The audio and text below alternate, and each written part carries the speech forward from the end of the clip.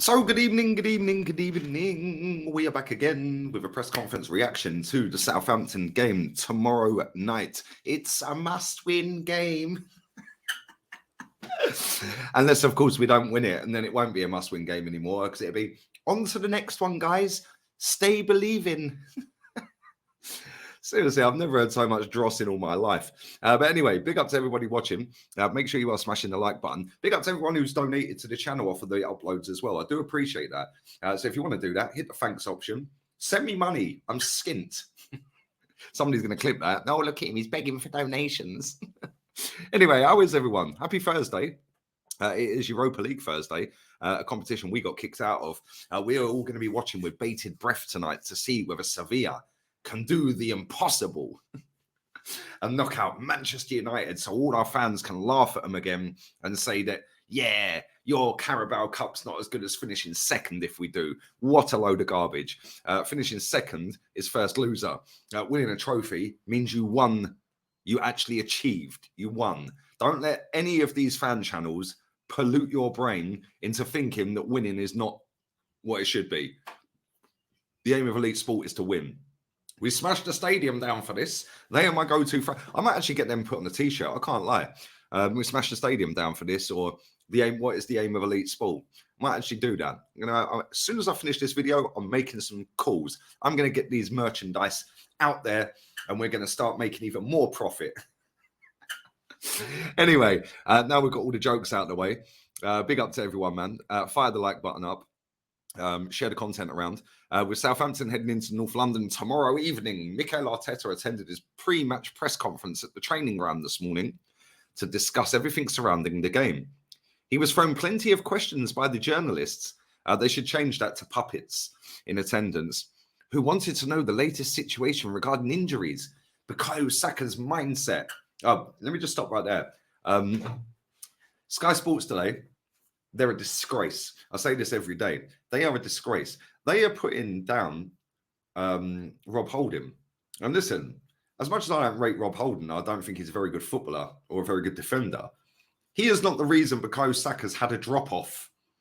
So I don't know why they're trying to say, since Holding come back in the team, Bukayo Saka's had a drop-off. No, Bukayo Saka's been playing crap, mate. Why don't you just say that? Yeah? Why are you trying to blame a centre-back for a right winger not doing his job? Make it make sense. Like, I can understand if they were maybe blaming the striker or maybe blaming the right back because they're on the same part of the pitch. Centre back, come on. Centre back ain't the reason Saka's not doing well in the last couple of games. But anyway, listen, he's been brilliant all season. It is what it is. But Bukayo Saka's mindset on and now how he views the title race, as well as what he expects from the Saints. Here's everything he had to say. There is no big news. The picture hasn't changed since last week regarding William Saliba. We still have to wait a little bit more. He is not progressing as quickly as we'd hoped, and it is a bit delicate. So we want to be certain that when we push him, he's ready to absorb the load. So dramatic. And that's the risk we'll take. And it's not possible at the moment. And whether Saliba will play again this season, he said, I don't know. It's a little bit early for that. Probably next week we'll have more certainty. There is some evolution. Some of the words this manager comes out with, by the way, Jesus Christ. Dean Saunders said it, swallow the laptop. He's doing more activity, but there is still not yet time to start him on the pitch. The lessons and the sessions demand him to compete in this league need to be higher, and he's not at that level yet. Zinchenko's fitness, obviously he had his legs wide open at Anfield and then obviously done a groin strain after that. We'll see about that one as well. It's not certain. It's a muscular injury and it needs some time to heal. We are not there yet. My left back again. Don't you dare cuss my left back ever again. You should be ashamed of yourselves. On Saka's response to missing a penalty, that's the way he is. He loves the responsibility, but as well, he puts a lot on his shoulders. If he had any doubt about how much people loved or respected him and admired him at the club, he had a very overwhelming reaction from everybody in the building and at the club. And I think that's the end of this. Can I just say as well, yeah, I don't know if Bukayo Saka's ever come across my channel or whether he will ever stumble across this video. Don't ever apologise ever again for missing a penalty. Don't ever apologise for missing a penalty. Mohamed Salah's missed 2 in a row. I ain't seen no apologies. Why are you apologising? It's part of the game, mate. Sometimes you score, sometimes you miss. It's a 50-50. It's a lottery. You're standing 12 yards out, taking a penalty. It's not nailed on you're going to score every one, mate. Hence why nobody's ever scored 100% of their penalties. Maybe somebody has if they've taken 1 or 2. But a seasoned penalty taker, that is the penalty taker for the club, the designated taker for the club, nobody's got 100% record, mate. Even Matt Letitia missed 1. It is what it is, isn't it? Ivan Toney missed the other day. First penalty, he is missed. So, listen, these things happen. Don't ever apologise for missing a penalty. Yeah, for me, that shows weak mentality. But I love him still anyway. But anyway, on whether he can continue to take penalties, he said, yes, if he's on the pitch, we will throw him the ball and make sure he takes the next one. Good. And what he said to the people who have written Arsenal off this season, he said, nothing. Good. I cannot communicate it enough here properly, but what I can say is that our players have full belief in what we do. And what we know is that what is at stake is incredibly beautiful, and we want to fight for it. The best way to do that is every single day, and we continue to do it. And tomorrow, play really well, play with a crowd, every single ball, and create an incredible atmosphere to win the game. How confident that the team can refine their confidence after a wobble. He said, I'm very confident. Twists and turns are part of everything you do, especially in football. Whatever the aim or the target is, it's not linear progression. It's not going to go in linear progression. Jesus Christ, this guy. He has swallowed a dictionary and the laptop. You have to know that and prepare for that. And the way the team reacted this week has been incredibly positive. We'll see that tomorrow night. And what he learned from Southampton draw last time round, he said, hopefully we're in a better place. But it's true that that game had very critical moments and we could have closed the game out and we didn't. In the second half, especially the first 25 minutes, was pretty disappointing. But credit to the opposition as well. When you are unable to do what you want to do for long periods, means the opposition are doing something right. After analysing Southampton in a lot of detail, they have impressed me quite a lot. Well, they're actually bottom of the table, Mikel. I don't know if you know that. If you watch the last game and how they played, they lost by a margin. Yes, they lost by a margin, Mikel. What Ruben and the coaches are doing is really well, and the rewards maybe haven't been there in the terms of the results in some games, but they're a really good team. Well, they're not. They're the worst in the league.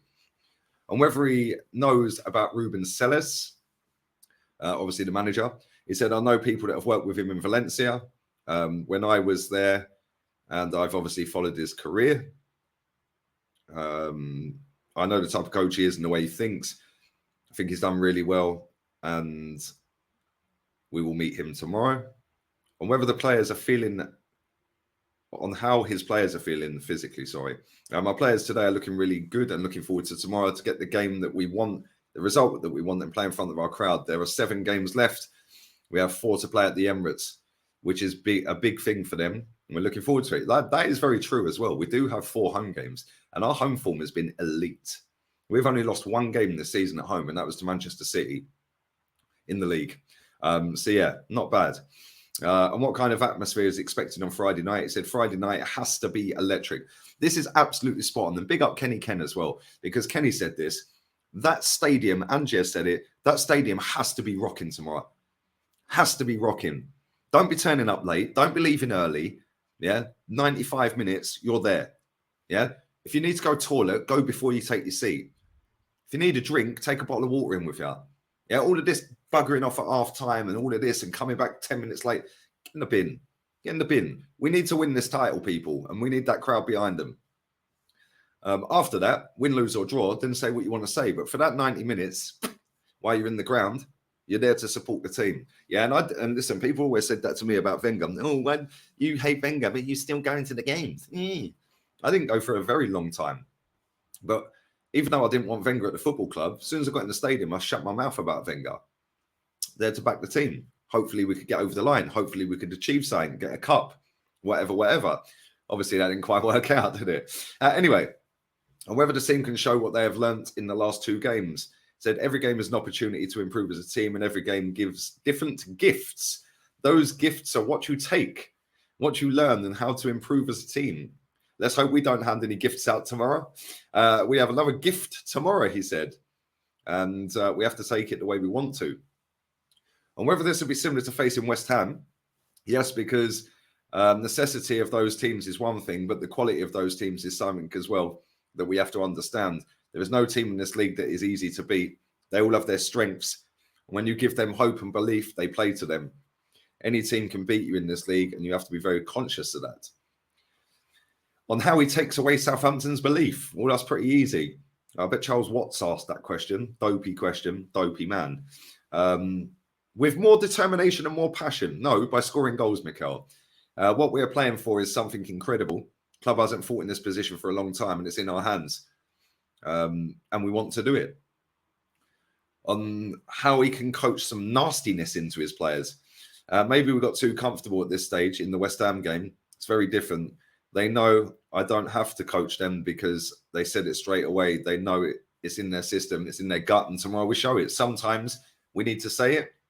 Now we have to show it. And when it comes to a similar position, react in a different way and be much more ruthless. Yes. On how difficult it is to remain focused on this game. So that's it. That's the conversation we had. Nobody is talking about what's going to happen on Wednesday. We have to become really boring to everybody and very repetitive and just focus on what we have to do this morning, and that's it. Taking each game as it comes, he said each ball. Now it's each ball as it comes. And what he's learned from the end of last season, in fairness, the way the season unfolded was very different as well, and very difficult to compare. Every game brings challenges and opportunities, and at the end, it's how you cope on the day. How you prepare is fine, but at the end of the day, you have to be able to do it at the moment of the game. And whether this season has been a success, whatever happens, we are Arsenal Football Club. The success is judged on the last game of the season. Read it, watch it, drink it in, losers. We are Arsenal Football Club. Success is judged on the last game of the season. So he's basically saying if we don't win the league, it's a failure. Get that in your heads. So all you losers out there, oh, we're overachieving. We're ahead of schedule. No, second's a trophy. It's better than winning a Carabao Cup. No, it's not. Even your manager said it. On Holden and Tierney's contributions, their contribution is huge. First of all, the way they behave around the team, how patient they've been, and when they have to play and what they've produced in terms of performances. Now they're playing more games, they're playing more minutes, and will continue to do so. This is why you need top quality players and the right mentality to be ready when you need them on the pitch, and when you are not using them that much on the pitch too, to contribute to the team in the right way. Those two are great examples of that. He was then asked about their attitude. They're both great characters. They're really liked amongst the players. They bring that special energy to the team. I'm happy to have them. Whether Saka can brush off disappointment easier after the Euro penalty miss.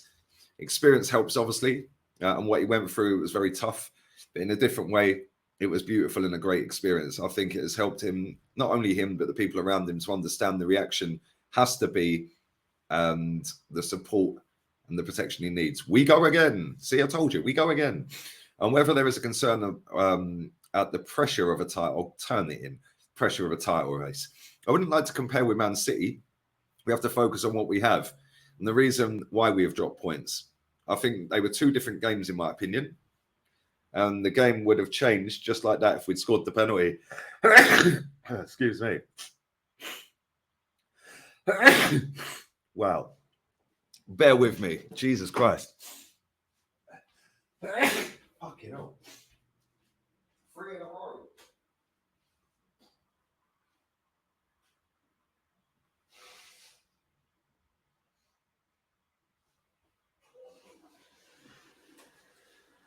We're back. I feel like half my brain just flew out. That means I've got 2 brain cells left. But anyway, the margins are so small in this league that you have to have things go your way and get the results that you want, or sometimes the results that you deserve. On Maitland-Niles' future is a really important part. He's a player with incredible versatility. We'll take a shot for that. Cheers. He's played in many different positions for different reasons. Some professional, some personal. Very weird. We had to move around at the end. At the end of the season, we'll sit down and decide what the best thing for everyone is moving forward. On whether he has been disrespected by the media, he said there are opinions at the end of the day, and we have to respect that. When you set the standards and expectations, it's really hard. You have to maintain them to win every game, and it's really difficult. It's not like you've lost 5 in the last 6 and you're in this situation. You draw 2 matches and you play 2 difficult fixtures away from home. But when you're expected to win, because the necessity to get the Premier League in this championship, you have to win almost every game. That's the demand, and you have to accept it. Yes. Excuse me.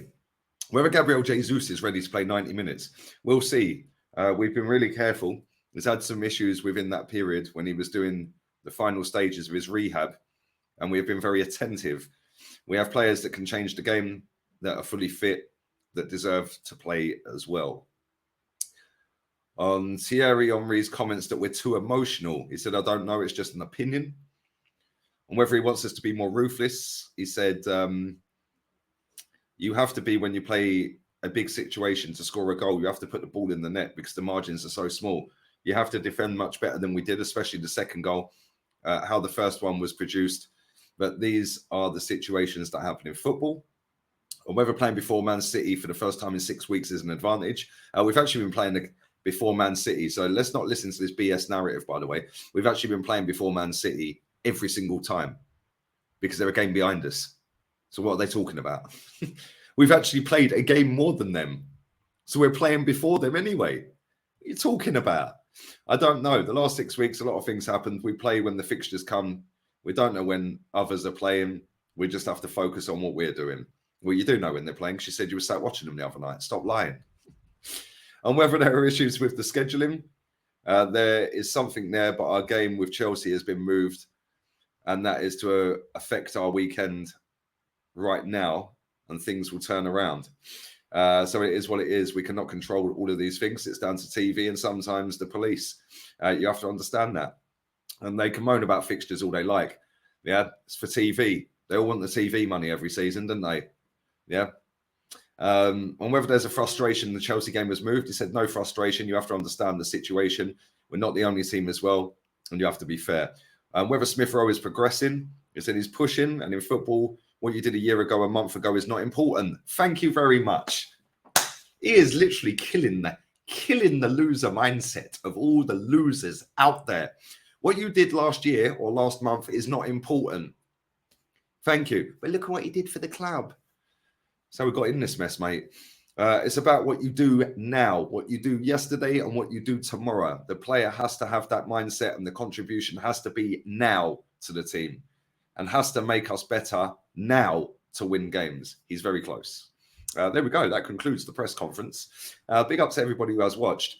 Leave me your thoughts and feelings and all of that. Mikel Arteta, the last few press conferences I've done, is actually killing all the losers. Like, real talk. He is literally burying these losers with his talk. Yeah, so either he's lying or he does actually believe it. And listen, I'd go down the route of believing him because he sat next to Pep for that long. Don't sit next to Pep if you've got a loser mentality, mate. He'll get you out the door real quick. Yeah, so yeah, it's about what you do now, not what about you did last month, mate. Nobody cares about last month. It's what you're doing now. You know, nobody cares about the last 7 months. It's what you do now, between now and the end of the season. Yeah, you could be top all the way and then lose it on the last day. Don't matter, you lost. That's the attitude. Not, oh, we were so close. Oh, let's give him a medal for coming second. Get in the bin. Yeah, get in the bin. If you're not first, you've lost. It's as simple as that. But let me know your thoughts on all of that. Leave it in the comment section. Share the content around. Thumbs up, of course. I'm going to watch Manchester United against Sevilla in a couple of hours. And yeah, man, I'll be back again tomorrow. Full watch along, full match day program, fan cams, player ratings, the lot. So yeah, looking forward to the game. I do think we'll win the game. I'm going to go 3-0. And listen, we need to see a bounce back. We need to see a bounce back because the last 2 games where we've gone 2-0 up ain't been good enough after that. So we've only got ourselves to blame if we don't win the title, because there's 4 points that we drop straight away, and we will win in both of them games. Southampton, we were winning last time and drew. There's 6 points. Just saying.